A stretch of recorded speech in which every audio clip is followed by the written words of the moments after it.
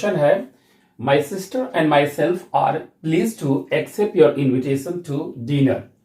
Okay, तो ये हमारा पहला ऑप्शन ये है माई सिस्टर, ये हो गया आपका बी ऑप्शन, ये ऑप्शन हो गया आपका सी और ये लास्ट ऑप्शन आपका हो गया डी। यानी आपके यहाँ पर 4 ऑप्शन दिया गया है, ए हो गया, बी हो गया, सी हो गया और ये ऑप्शन आपका डी हो गया। इसमें से आपको फाइंड आउट करना है कि कहाँ पे एरर है। देखते हैं हम लोग। पहला क्या हमारा क्या है, my sister and my self. तो मतलब क्या है, ये माई सिस्टर एंड माई सेल्फ जो है ना, ये क्या काम कर रहा, सब्जेक्ट का काम कर रहा। ओके, लेकिन क्या चाहिए ना, सब्जेक्ट का जो का होता है वो ऑलरेडी यहाँ पर देखिए माई सेल्फ है ना, माई सेल्फ ऑलरेडी सब्जेक्ट नहीं हो सकता, क्योंकि सब्जेक्ट जब भी होगा तो क्या होगा, नॉमिनेटिव केस होगा, नॉमिनेटिव केस होगा। ठीक है, तो नॉमिनेटिव केस ऑलरेडी हमारा क्या आता है, सब्जेक्ट होता है। माई सेल्फ मेरा सब्जेक्ट नहीं होगा, इसलिए यहाँ पर क्या है, माई सिस्टर एंड आई होना चाहिए। माई सेल्फ के जगह पे क्या होना चाहिए, आई का यूज होना चाहिए, क्योंकि सब्जेक्ट आपका नॉमिनेटिव केस होता है, ऑब्जेक्टिव केस नहीं होता है। इसलिए हमारा सब्जेक्ट होना चाहिए my sister and I are please to accept your invitation to dinner. First option हमारा यहाँ।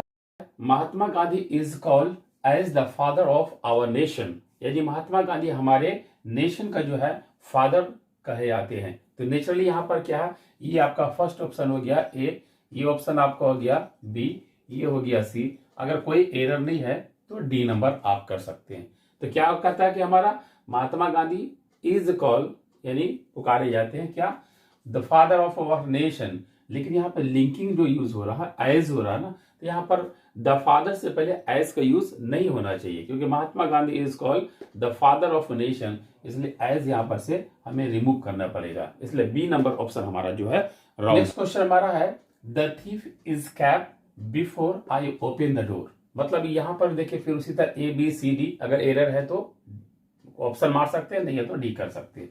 तो इस ऑप्शन क्वेश्चन में हमने क्या देखा कि थीफ क्या क्या है, इस कैप फरार हो गया before I open the door, यानी दरवाजा खोलने से पहले थीफ जो है फरार हो गया। इसमें क्या है ना, 2 वर्क हो रहा है। ठीक है, इसमें 1 नंबर वर्क हो रहा है, 2 नंबर वर्क हो रहा है। फर्स्ट वर्क क्या हो रहा है ना, कि थीफ क्या हुआ ना, वो क्या हो गया, स्कैप हो गया, यानी चोर जो है भाग गया। उसके बाद आपने क्या किया, दरवाजा जो है ओपन किया है, दरवाजा खुला है। तो नेचुरली ये दरवाजा खुला है, ये जो है थीफ हो गया, फरार हो गया। तो 2 वर्क हो रहा है, 2 वर्क में से कनेक्टिंग जो आ रहा है यहाँ पे क्या रहा, बिफोर हो रहा है। अब इसमें देखना हमें, इसमें कौन सा 1 नंबर वर्क हुआ, कौन सा 2 नंबर वर्क हुआ। इस तरीके से जो 1 नंबर वर्क होगा ना, वो हम लिखेंगे पास्ट का परफेक्ट में लिखेंगे। तो पास्ट परफेक्ट मतलब क्या हो गया, सब्जेक्ट होगा, हैड होगा, V3 होगा, ऑब्जेक्ट होगा। यानी ऑलरेडी जो है बिफोर से पहले वाला सेंटेंस हमारा होना चाहिए। द थीफ यहाँ पर क्या हो जाएगा, हैड हो जाएगा। The thief had is kept before I open the door. तो एक रिलेशन, इनका जो रिलेशन बनता है सब्जेक्ट V2 ऑब्जेक्ट से बनता है। ओके, तो इसलिए देखिए यहाँ पर बिफोर यूज हुआ है, बीच में बिफोर यूज हो गया है, और एक पार्ट क्या है, पास्ट का सिंपल में गया है और दूसरा पास्ट का परफेक्ट में गया। इसलिए ऑप्शन नंबर ए में हमारा होना चाहिए the thief had is kept, ठीक है, before I open the door, यानी ए नंबर हमारा एरर है। ए में हमारा है a commission has been appointed to investigate into the scandal. यानी एक कमीशन बैठाया गया किस चीज के लिए, स्कैंडल पे जो है इन्वेस्टिगेट करने के लिए, जांच पड़ताल करने के लिए।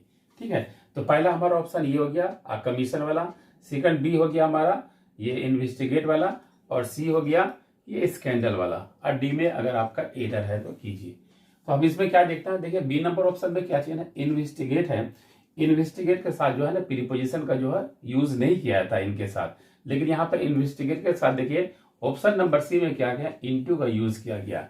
यानी इन्वेस्टिगेट जो है कभी भी अपने साथ प्रीपोजिशन का यूज नहीं लेता है, इसलिए ऑप्शन नंबर सी में हमें इनटू का जो है रिमूव कर देना चाहिए। तो यानी करेक्ट हमारा आंसर होना चाहिए a commission has been appointed to investigate the scandal. हमारा है each of the students stand up and say yes when he और her name is called by teacher.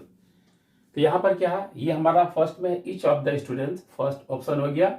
Stand up and say yes B number में हो गया। When he और her name is called by the teacher, टीचरों ने जब उसका नाम पुकारा, चाहे हिज या हर का, तो क्या कहा उसने, खड़े होके यस कहा। तो अब यहाँ देखते हैं, ऑलरेडी फर्स्ट में हमने क्या देखा, ईच ऑफ द स्टूडेंट्स। यहाँ पर ऑलरेडी जो स्टूडेंट्स क्या चाहिए ना, ये जो है हमारा नॉन हो गया, ये हमारा क्या हो गया, प्रीपोजिशन हो गया, और ये वाला देखिए ईच हो गया था। लेकिन ऑलरेडी क्या ना, यहाँ पे सब्जेक्ट हमारा स्टूडेंट नहीं है, बल्कि यहाँ पर ऑफ आने से क्या ना, सिलेक्शन का यूज हो रहा, मतलब सिलेक्शन हो रहा। कई स्टूडेंट में से जो है कोई स्टूडेंट्स यानी ईच या इंडिविजुअल स्टूडेंट्स का बात हो रहा, तो इसलिए यहाँ पर सब्जेक्ट हमारा क्या हो रहा है, ईच हो रहा। और ईच हमारा क्या चाहिए ना, ये सिंगुलर होता है, ठीक है। ईच हमारा क्या सिंगुलर होता है, तो ईच जब सिंगुलर है तो नेचुरली क्या होता है ना, वर्ब भी हमारा क्या सिंगुलर होना चाहिए।